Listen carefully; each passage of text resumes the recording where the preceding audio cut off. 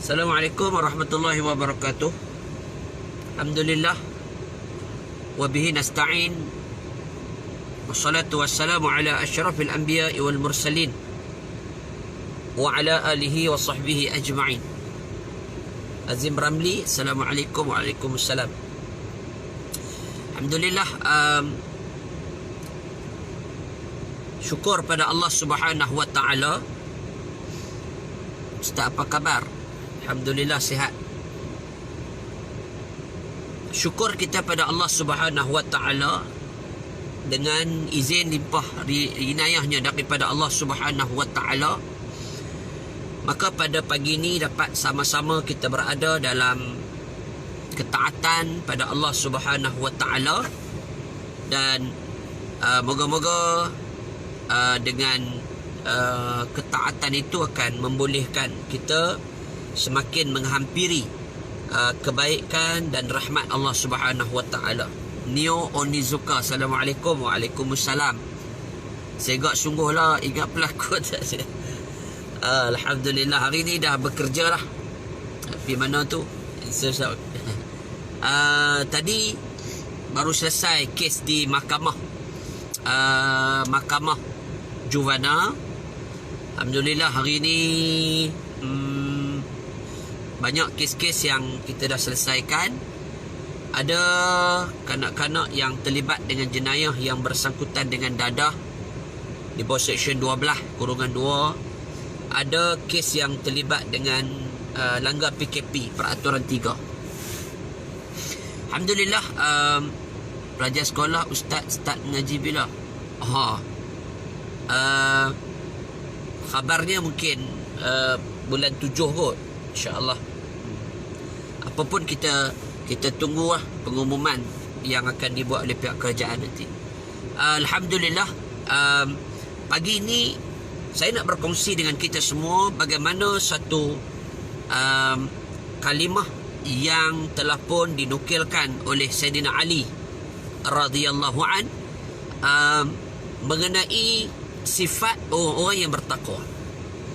Kata Sayyidina Ali, orang yang digelar oleh baginda Nabi sebagai gedung ilmu ini, kata Sayyidina Ali, di antara sifat orang bertakwa ini ialah al-khawfu minal jali, takut pada Allah Subhanahu wa taala, yang memiliki dengan sifat keagungan.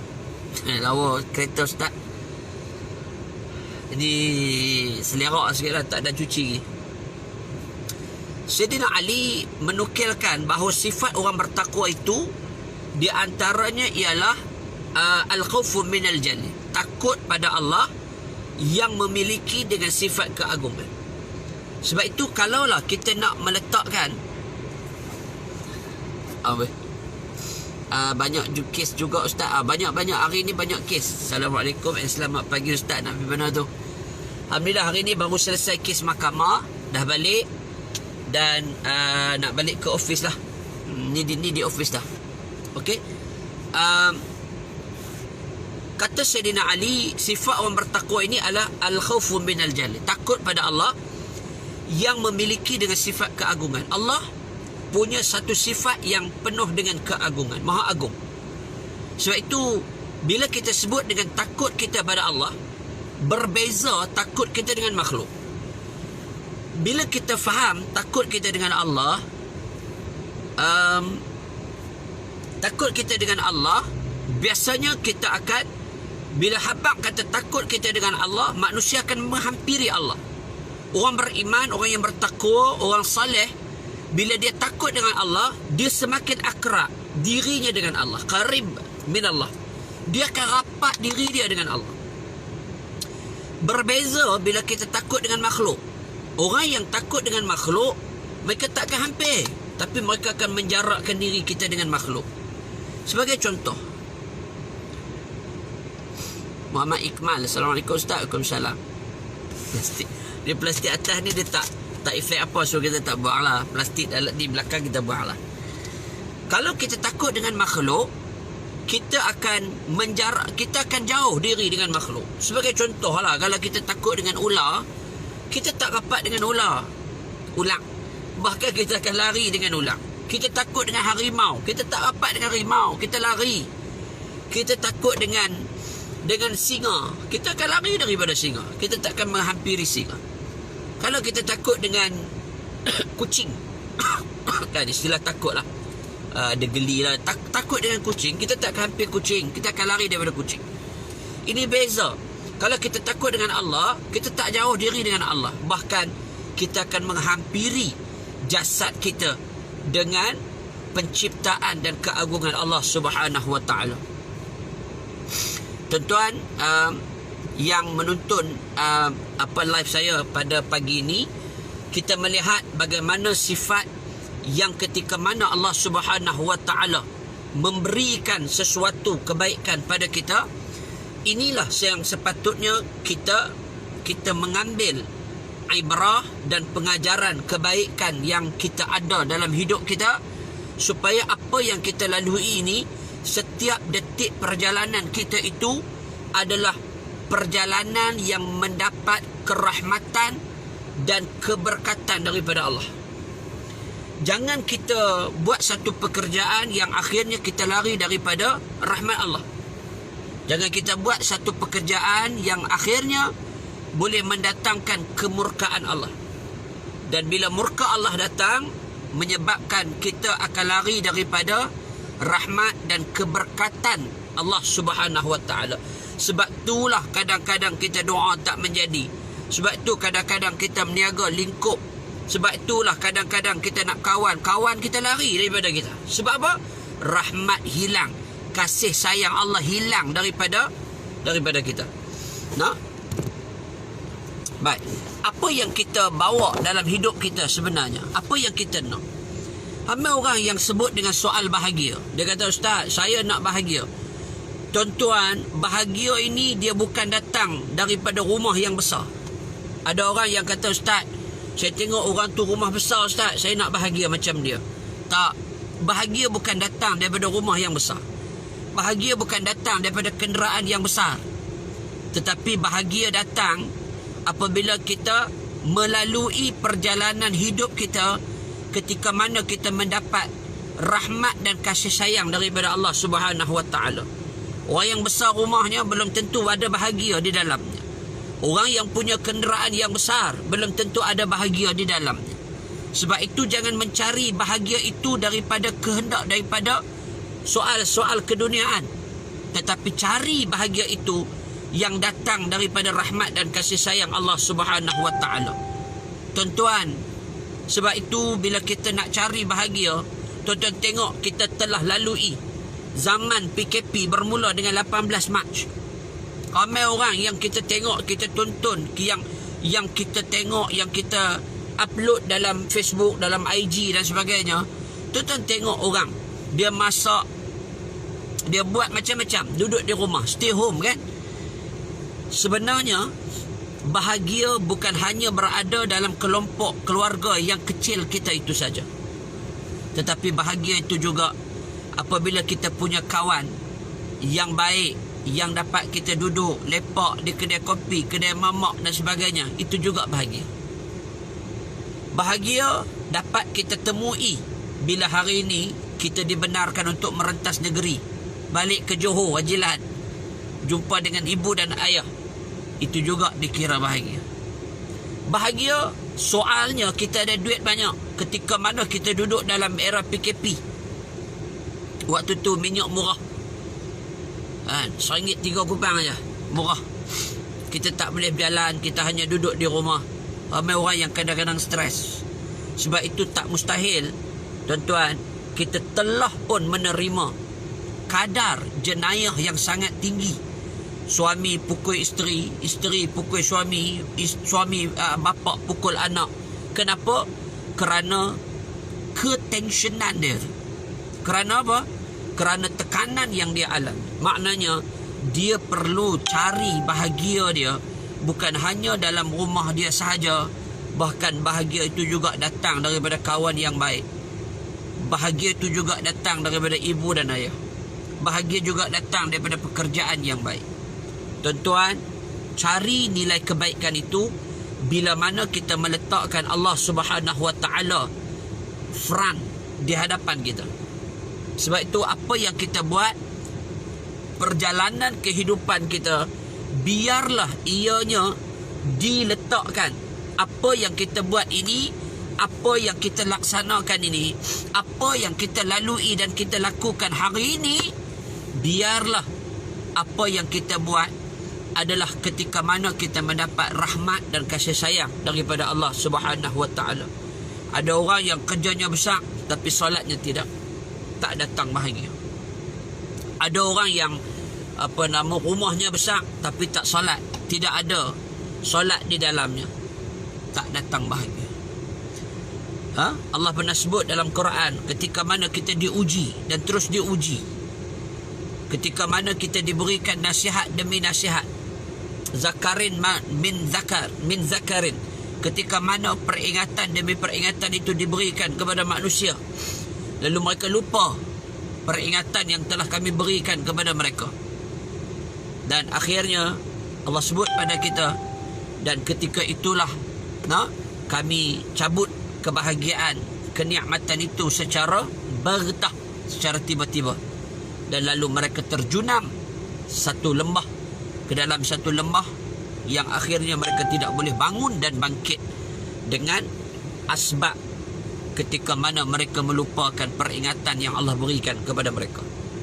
Hadirin yang dikasihi sekalian, muslimin muslimat, sebab itu ketika mana Sayyidina Ali meletakkan sifat orang bertakwa itu, yang pertama iaitulah al-khawfu minal jalil, takut dia kepada Allah Subhanahu Wa Taala.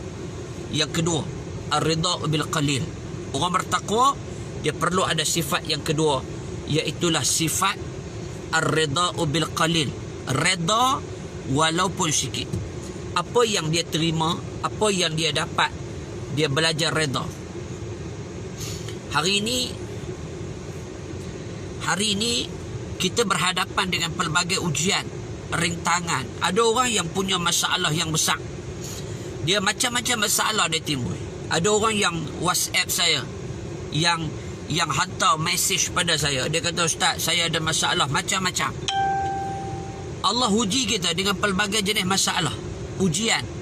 Ingat, ujian yang Allah bagi pada kita ni untuk meletakkan diri kita semakin hampir dengan Allah. Jangan pula bila Allah berikan kita ujian yang akhirnya kita menjauhkan diri dengan Allah. Ujian yang datang ketika mana Allah berikan ujian demi ujian, Allah minta untuk kita dekatkan diri dengan Allah. Muhammad Alauddin, Serena Cik Wan ke tu? Serena. Okay. Pak Su, Ustaz Fikri, bila nak start kuliah online tak puas. Sahabat Mak Khair mendapat rahmat dan kasih sayang daripada Allah. Makasih. Ikmal Haizat tadi jumpa di mahkamah, alhamdulillah dah boleh rentas degree. Alhamdulillah. Roslan Zakaria, Ismail Nordin, Assalamualaikum Ustaz. Waalaikumsalam. Saini Hashim, Assalamualaikum Ustaz. Waalaikumsalam.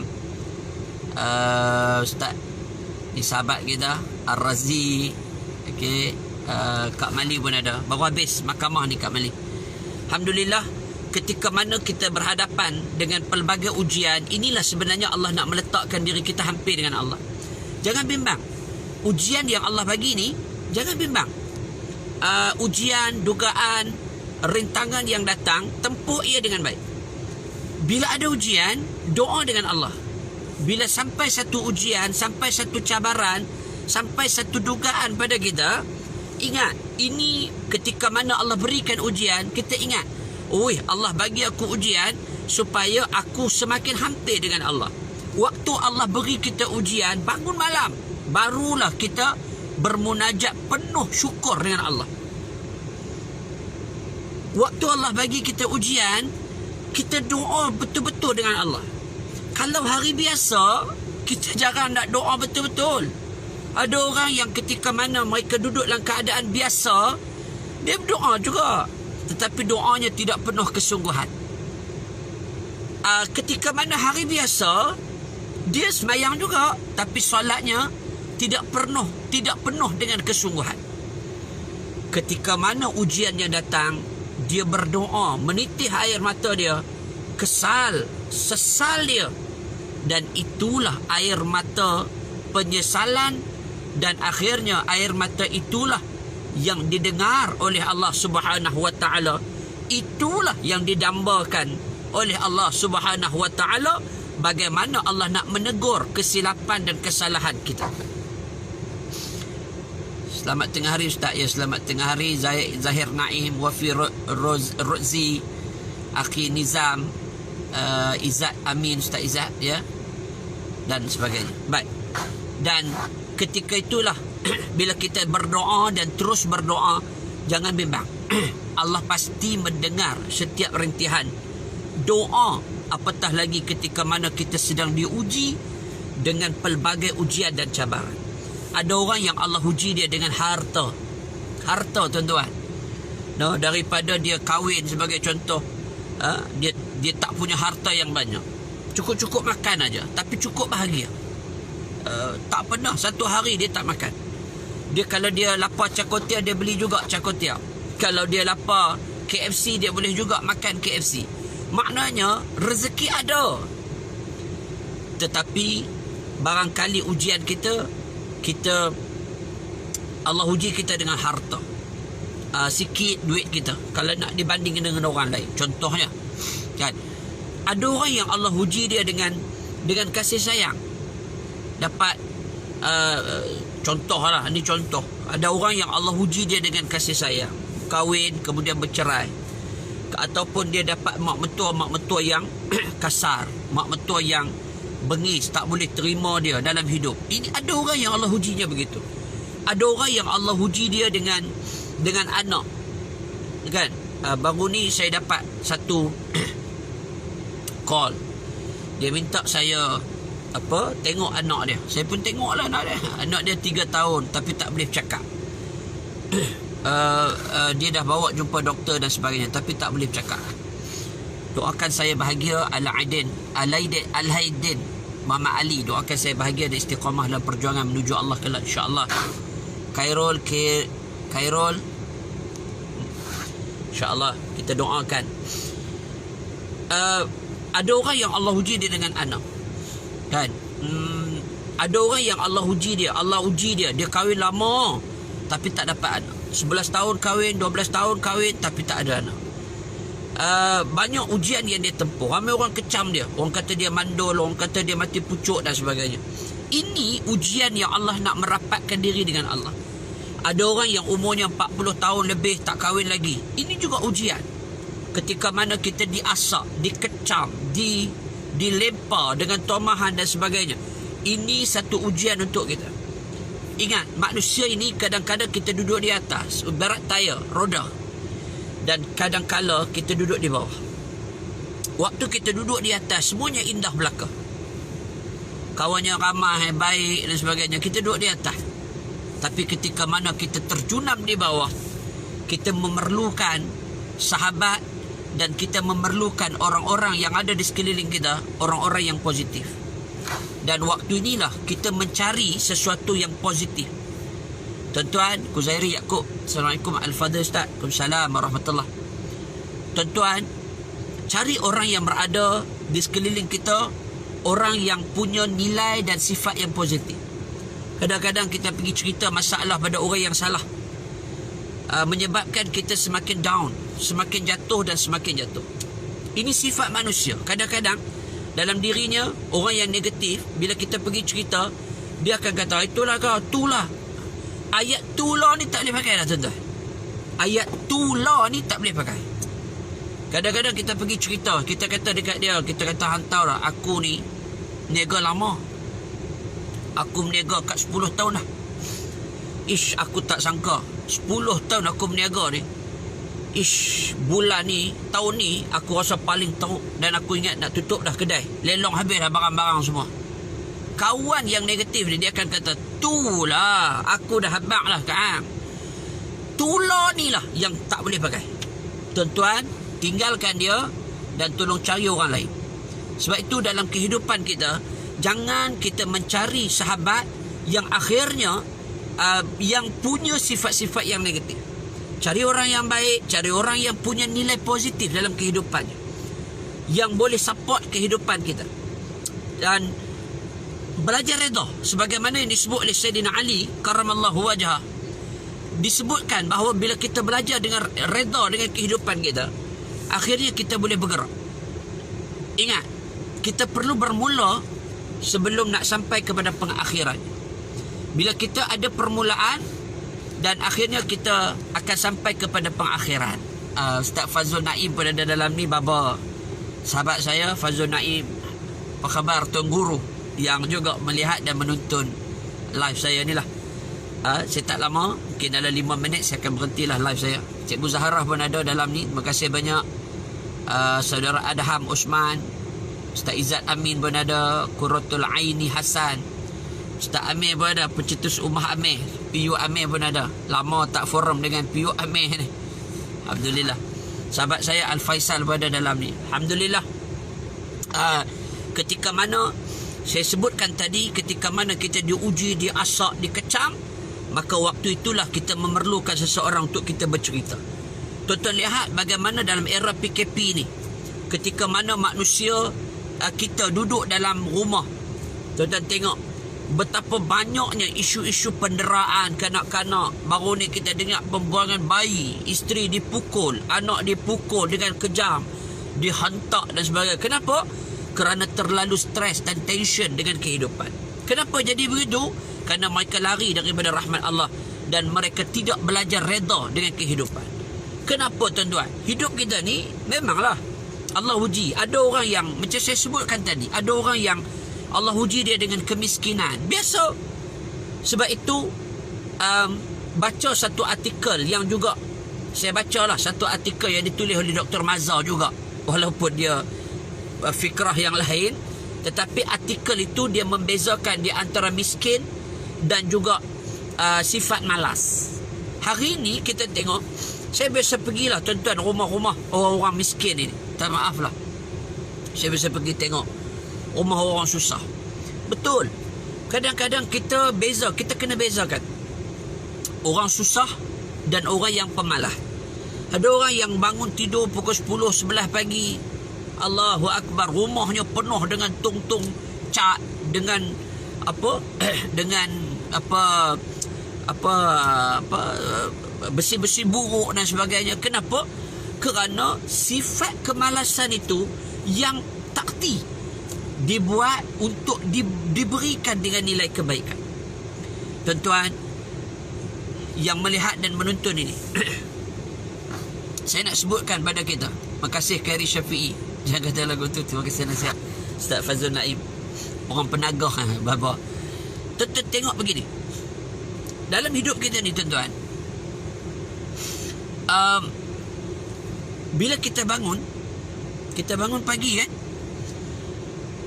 kita bangun awal pukul 5 pagi, contoh 5:30, kita bangun adalah kerana kita mencari rahmat dan kasih sayang Allah. Allah uji kita sebab Allah nak menghampirkan diri kita dengan Allah. Lama kita kadang-kadang doa. Kita kalau hari biasa, hari kita ada duit, kita doa cincai aja. Doa-doa juga, tapi doa kita cincai aja. Tetapi kalaulah bila kita diuji, kita diasak, tuan-tuan, waktu itu kita berdoa, kita tadah tangan kita pada Allah, dan waktu itu kita sangat mengharapkan pertolongan dan rahmat kasih sayang Allah. Balik pada tadi tuan-tuan, saya bersepi rumah satu orang ni tuan-tuan.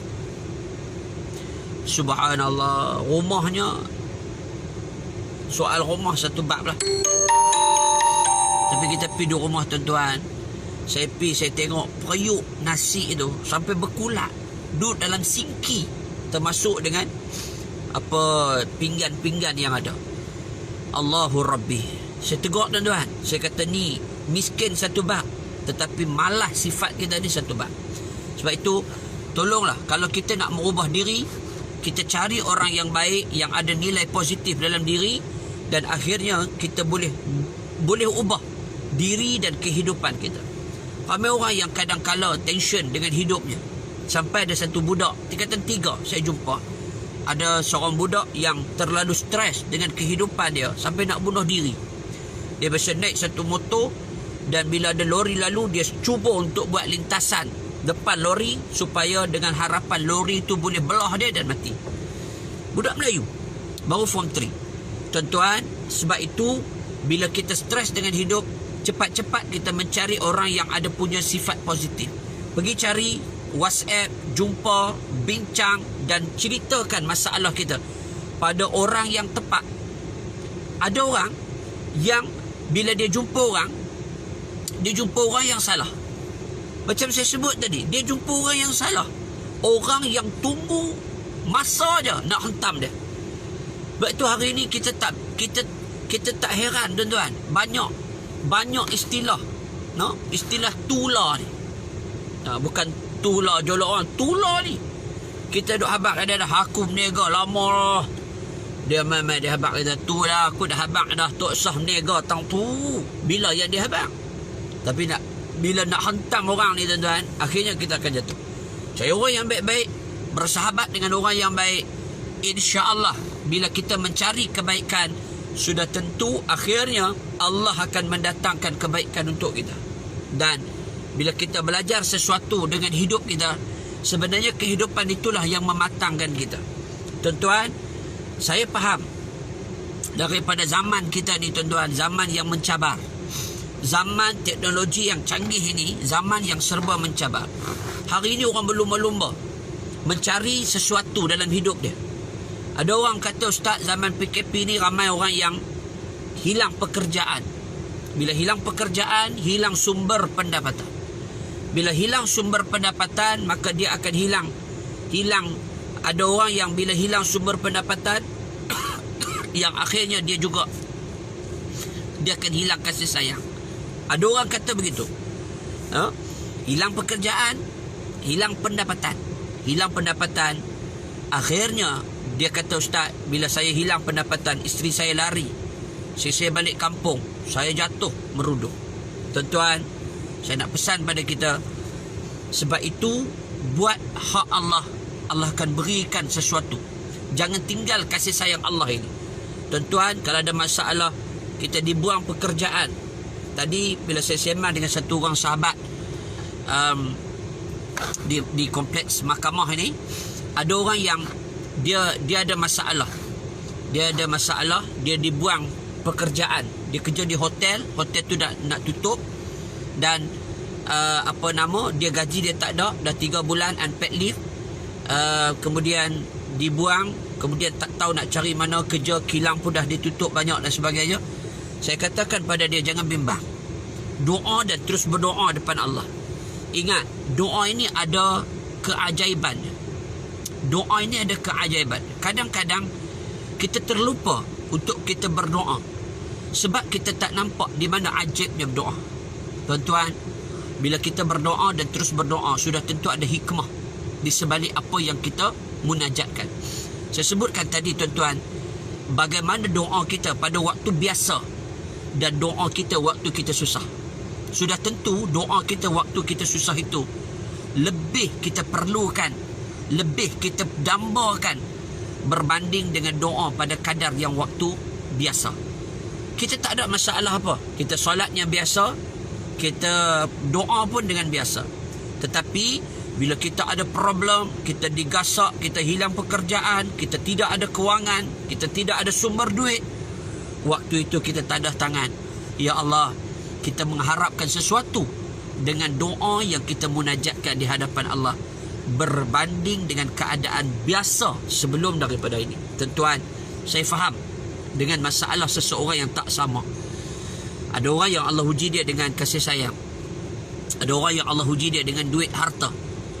Ada orang yang Allah uji dia dengan kemiskinan. Ada orang yang Allah uji dia dengan anak. Ada orang yang Allah uji dia dengan ibu bapa mertua.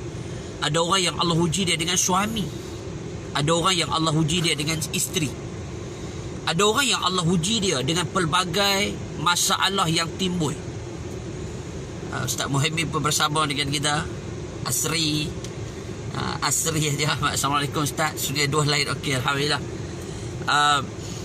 Tahun ni tak pi lah masjid kubur Asri. Masjid kubur.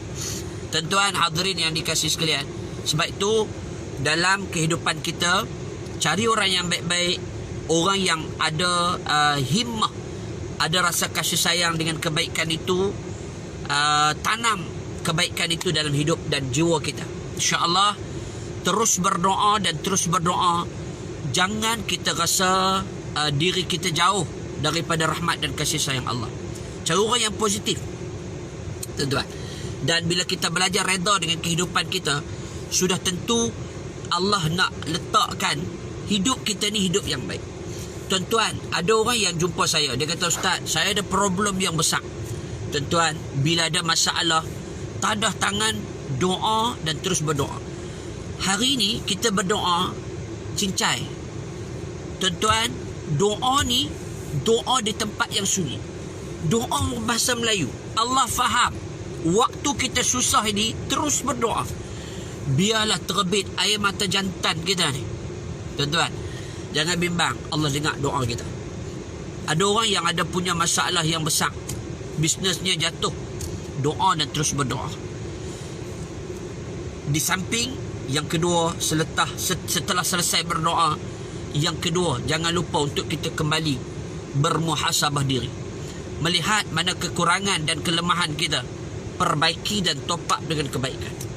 Nah, kalau kita ada lemah, kita cuba baiki kelemahan kita, terutamanya dari sudut ibadah kita pada Allah Subhanahu wa taala.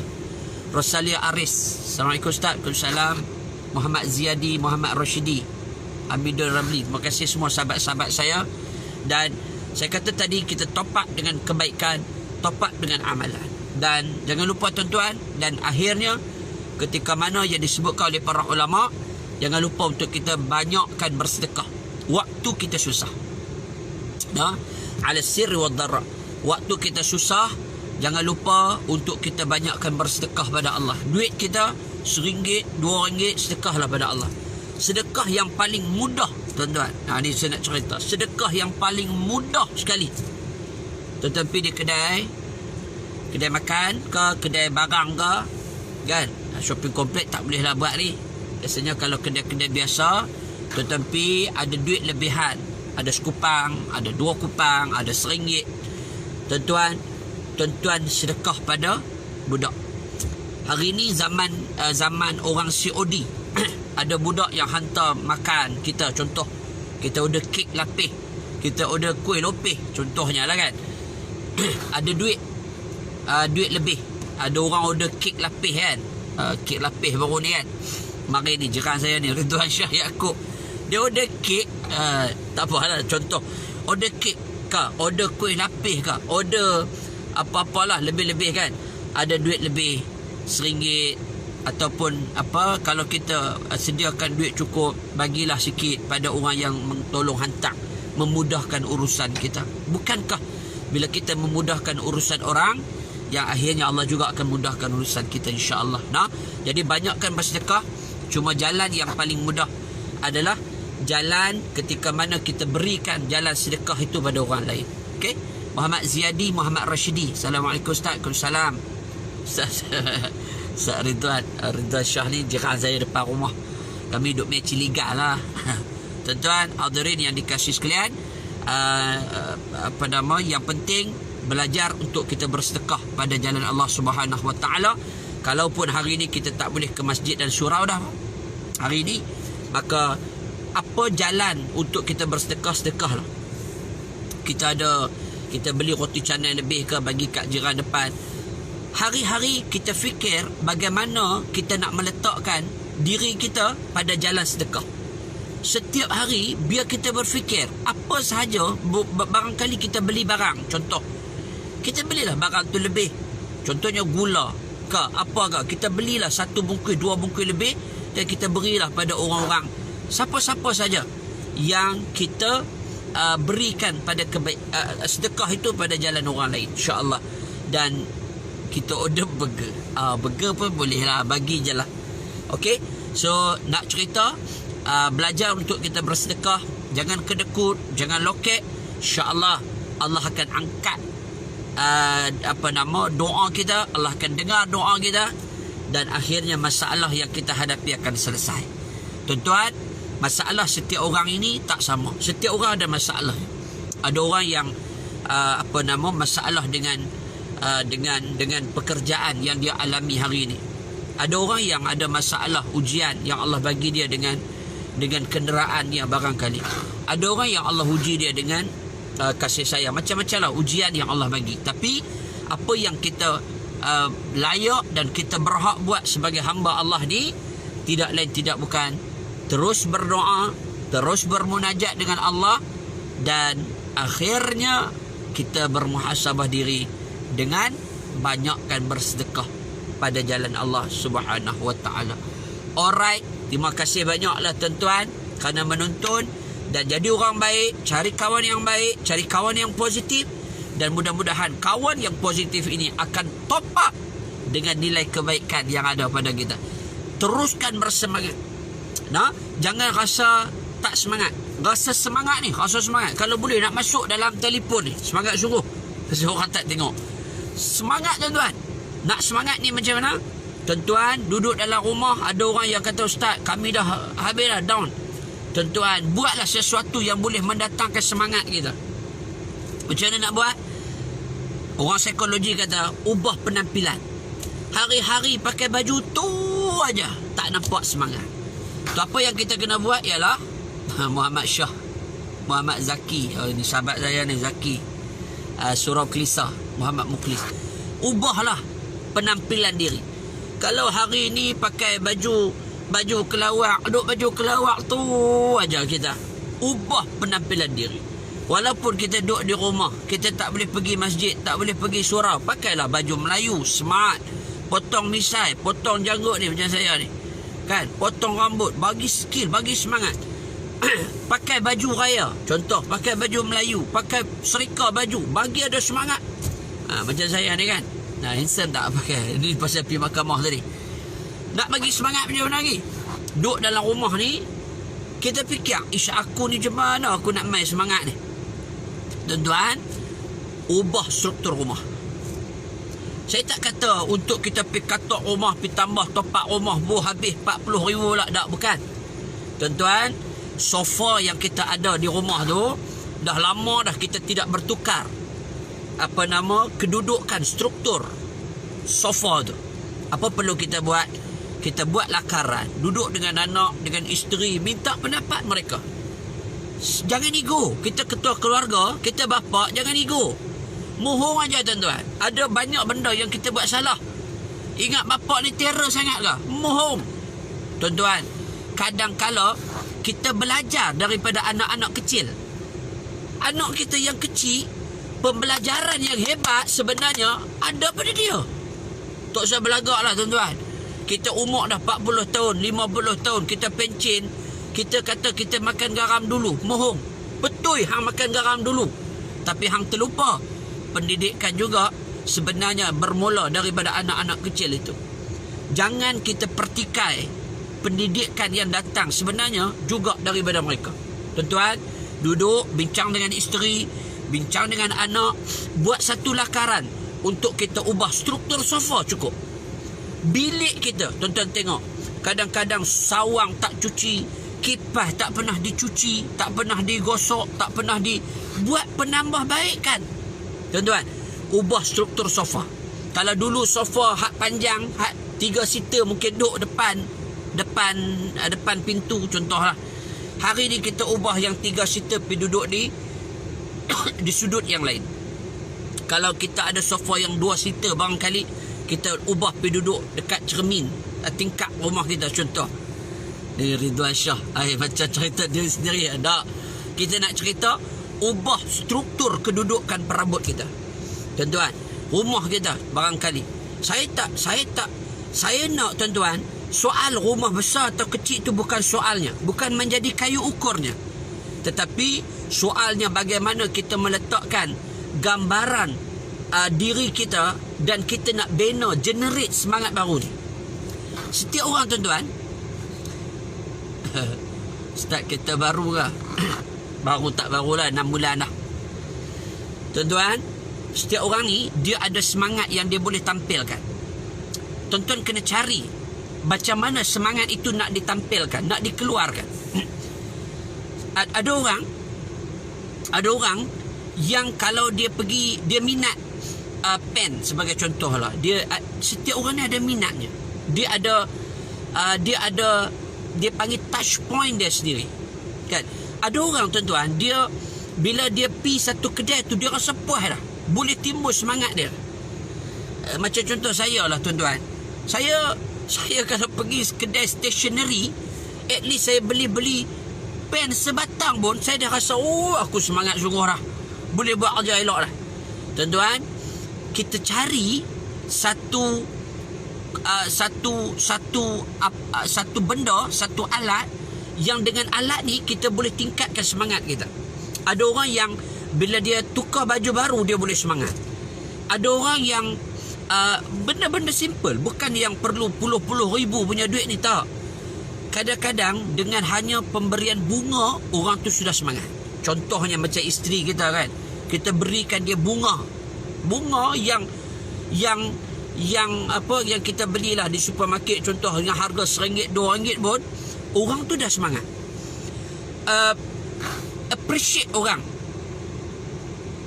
extend rumah kan. Contoh kan, contoh lah, ni sahabat saya Sabri, satu kelas dulu lah, jiran saya minat kereta. Ya kan, Ustaz Syah tu. Sebab tu semangat baru tukar kereta. Yalah. Bukan, saya nak sebut begini, semangat itu perlu. Sebab bila kita bersemangat, bila kita ada semangat, kita akan timbul rasa positif dalam diri kita. Sebab itu semangat positif ni kena ada. Bila kita semangat, kita akan tolak yang negatif-negatif ni. Ion negatif ni dapat kita rembeskan di luar setelah kita punya semangat. Tuan-tuan mesti ada pengalaman ni. Bila kita semangat ni, waktu tu kita semayang, ya Allah seronoknya. Sebab apa? Semangat kita tinggi. Kan? Sebab apa tinggi? Barangkali dengan pujian orang pada kita. Hanya dengan satu pujian, dengan satu kata-kata aja. Orang ni kalau kita jumpa dia tak pernah senyum, tapi hari ni dia senyum dan dia ucapkan terima kasih dekat kita. Contoh, ataupun dia welcome kehadiran kita. Ya Allah, semangat gila tuan-tuan. Dan waktu tu kita rasa, hidup aku ni berguna sungguh. Sebab apa? Sebab dengan semangat yang kita dapat. Sebab itu generate semangat ini. Top up semangat ini dengan kebaikan. Jangan bimbang tuan-tuan. Semangat ini dia boleh datang. Barangkali kalau dia isteri, dia ada suami. Suami appreciate dia hari itu. Semangat. Dengan semangat dia boleh masak dengan baik. Sebelum ni dia malas masak, contoh lah, tapi hari itu dia rajin masak. Sebab apa? Sebab suami puji dia hanya dengan satu perkataan. Nampak? Inilah dia panggil magnet. Simbol semangat itu. Kalau isteri kita lah, dia bagi kita, dia appreciate kita dengan satu perkataan, abang baik hari ni, contohnya kan. Jadi kita semangat hari itu sungguh. Kita balik kerja awal, pakai handsome, pakai elok. Sebab apa? Sebab dengan hanya satu perkataan. Tuan-tuan, hari ini rasa macam ustaz duduk depan kuliah, dia macam semangat. Betul. Dengar hang cakap pun semangat dah. Yalah, Sabri. Sebab tu tuan-tuan, cari semangat baru. Dan apa yang kita nak rangkum dalam hidup kita adalah semangat. Kalau kita hari itu tak semangat, kita fikir pun rasa down. Kita nak berjalan pun rasa malah. Dia rasa malah. Perkataan malah tu. Kita nak pergi kerja pun rasa Allah malahnya lah. Orang dah fikir pipi ni kan, dia dah mula kerja baru kan, dia dah mula jadual baru. Dia kata aku cuti 3 bulan ni nak pergi kerja. Malah lah. Malah tu sebab apa? Sebab tak semangat. Jadi timbul buat sesuatu yang akhirnya boleh generate semangat itu. Apa sahaja. Kadang-kadang kita tak semangat.